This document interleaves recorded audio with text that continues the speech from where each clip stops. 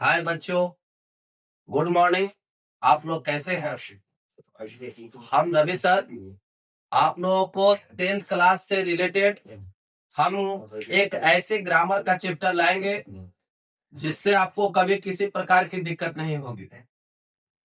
जैसे कि आप लोग जानते हैं प्रत्यय, बहुत सारे बच्चे प्रत्यय में फंस जाते हैं। तो प्रत्यय आज हम लोग का काम करने जाएंगे तो सिर्फ ओनली फॉर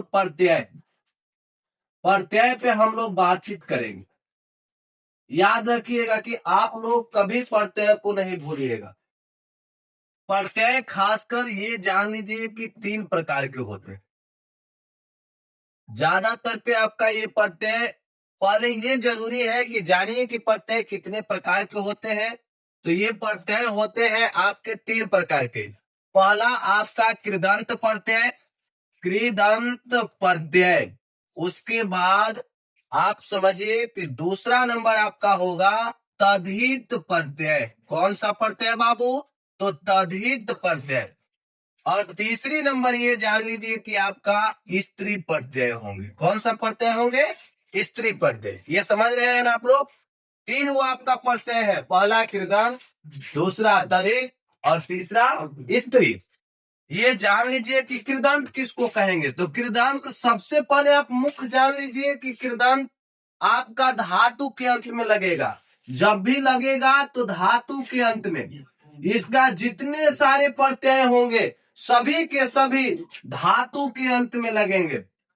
तद्धित प्रत्यय आपका जितना सारा होगा, जितना भी लगेगा, ये सब संज्ञा, सर्वनाम, विशेषण, ये संज्ञा, सर्वनाम और तथा आपका विशेषण के साथ लगेगा। समझ गए?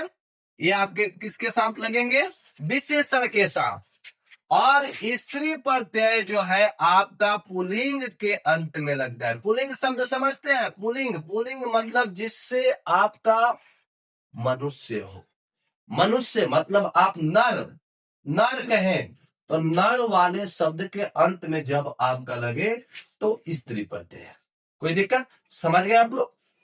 अब समझ गए तो आगे ध्यान दीजिए। धातु किसको कहते हैं?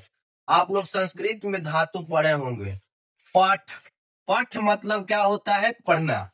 लिख मतलब क्या होता है? लिखना। गच्छ मतलब क्या होता है? जाना।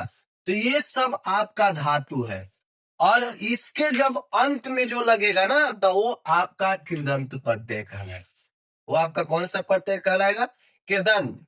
और इसके देखिए, सर्वप्रथम ये जानिए कि प्रत्यय अंत वाला से पकड़ा जाता है। अंत वाला जो शब्द है ना बाबू, अंत वाला, तो अंत वाला पे आप यदि जोड़ दीजिएगा ना तो आपको प्रत्यय समझ में आ जाएगा।